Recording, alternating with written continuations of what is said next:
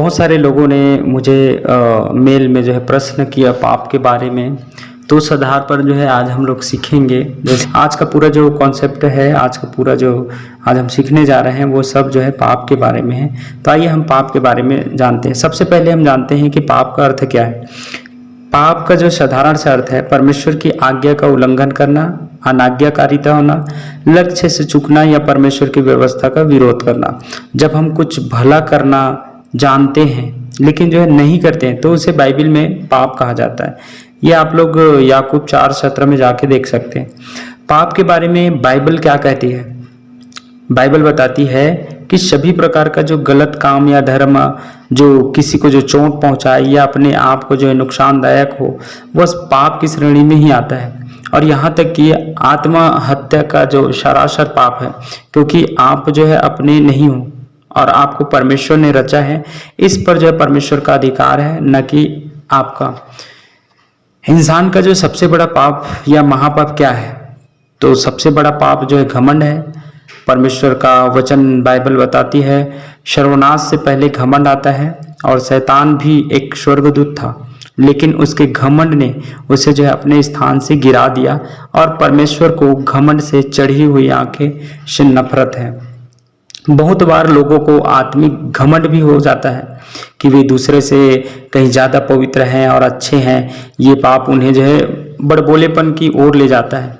तो प्रभु यीशु ने कहा जो कोई पवित्र आत्मा के विरुद्ध निंदा करे वह अनंत पाप का अपराधी होगा। ऐसे मरकुस 3:29 में लिखा है।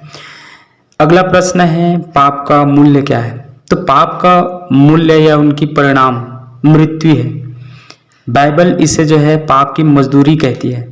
रोमियो 6 उसका 20 से 23 में लिखा है जब पाप का जो है घड़ा भरता है तो मृत्यु को जो है जन्म देता है और अनेकों बार जो है यह श्राप बनकर कई पीढ़ियों के लिए जो है नुकसान देता है। और पाप करने वाला व्यक्ति परमेश्वर से दूर हो जाता है। और जब कोई व्यक्ति बार बार चेतावनी सुनकर नहीं मानता है तो परमेश्वर उसे जो है उस पाप में जाने देता है। इसका अर्थ यह है कि उसका जो सर्वनाश बहुत जल्दी होने वाला है। और जैसे मिस्र के राजा फिरौन के साथ हुआ था। पाप कितनी प्रकार के होते हैं, तो पाप जो है 4 प्रकार के होते हैं। पहला जो पाप है अनजाने पाप, यानी मतलब जो आप बिना जाने भूल से हो जाने वाले जो पाप है ये आता है। जैसे लय व्यवस्था 4:2 में लिखा है। दूसरी पाप है जानबूझकर किए जाने वाले पाप। दाऊद कहता है अपने दास को कि उसके ढिठाई के पापों से बचाए रख। तो भजन संहिता 19 अध्याय उसका 13 में लिखा है इस प्रकार से। तीसरा जो पाप है वो घातक पाप जिसका परिणाम मृत्यु है। पहला ये उसका 16 में जाके देख सकते हैं। और चौथा जो पाप है वो गुप्त पाप जिसे हम छिपे हुए पाप भी कह सकते हैं। उसको भजन संहिता 90 का 8 में जाकर देख सकते हैं। तो इसमें से जो है हम गुप्त पाप के बारे में थोड़ा सा ध्यान देंगे, थोड़ा सा समझने का कोशिश करेंगे आखिर गुप्त पाप क्या है। गुप्त पाप क्या होता है। कुछ पाप हम लोगों से जो है छिपाते हैं, वे लोगों के लिए गुप्त हो सकते हैं। लेकिन कुछ पाप से हम खुद अनजान होते हैं, वो गुप्त पाप धीरे धीरे हमारे जीवन का हिस्सा बन जाते हैं और फिर उन्हें छोड़ना कठिन सा प्रतीक होने लग जाता है। और वो एक नशा के जैसा जो है हो जाता है, जैसे पद पाने का नशा, शोहरत पाने का नशा, और जिसके लिए जो व्यक्ति किसी भी हद तक जो है गुजर। लोग इतना फंस जाते हैं ऐसे पापों में कि कभी कभी जो है अपने घर परिवार बच्चे सारी चीज़ को जो है छोड़कर जो है उन्हीं के पीछे हो लेते हैं। और लड़के भी ऐसे ही होते हैं कि अधिकतर लोग आज के डेट में जो है ऐसे हैं कि ऐसे ताक में रहते हैं, ऐसे कमज़ोर औरत या महिलाएं को ताकते रहते हैं, देखते रहते हैं और उनकी कमज़ोरियों को फ़ायदा उठाकर उस पाप में जो गिरा देते हैं और उनके पूरे जीवन को तबाह कर देते हैं। पाप उस पर हावी हो जाता है और चाह कर भी उस पाप से निकल नहीं पाता है। ऐसे पापों को गुप्त पाप कहते हैं। बाइबल अनेक स्थानों में गुप्त पापों की चर्चा करती है। जैसे पराई स्त्री से मोह सकरा कुआं है जिसमें व्यक्ति फंसकर जो है नाश हो जाता है। जैसे बहुत सारे लोग जो है हस्त मैथुन वगैरह करते हैं। तो बाइबल बताती है हम परमेश्वर के मंदिर हैं और इस मंदिर में पवित्रता रहना अनिवार्य है, क्योंकि इसमें पवित्रता या पवित्र आत्मा वास करता है। परमेश्वर हमारे मनों का जानने वाला परमेश्वर है, यदि हम अपने मन में किसी पराई स्त्री के विषय में या पाप के विषय में विचार करेंगे तो यह व्यभिचार के बराबर है, जिसके परिणाम स्वरूप मनुष्य हस्तमैथुन करता है और जो उसके शरीर को नाश करता है और नपुंसक बनाता है। जिस प्रकार नशा करना या जहर खाना पाप है, उसी प्रकार से इस तरह का जो हस्तमैथुन करना भी पाप है। करना पाप है। नशा करना कंगाली को लेकर आता है, मदिरा हल्ला मचाने वाली है, ऐसा बाइबल में लिखा है। किसी भी प्रकार का नशा हमारे शरीर को नाश करता है और यदि हम अपने शरीर को नाश करते हैं, परमेश्वर हमें क्षमा नहीं करेगा। यह शरीर ही एकमात्र स्थान है जिसमें हम रहते हैं और इसे स्वस्थ रखना हमारा कर्तव्य है। बाइबल में लिखा है, पियक्कड़ स्वर्ग राज्य के वारिस नहीं होंगे, अर्थात पियक्कड़ को पापियों के साथ तुलना की गई है और इसका तात्पर्य स्पष्ट है, नशा एक पाप की श्रेणी में आता है। एक भाई ने प्रश्न पूछा है, क्या पति पत्नी के बीच के जो संबंध है उसको पाप माना जाएगा?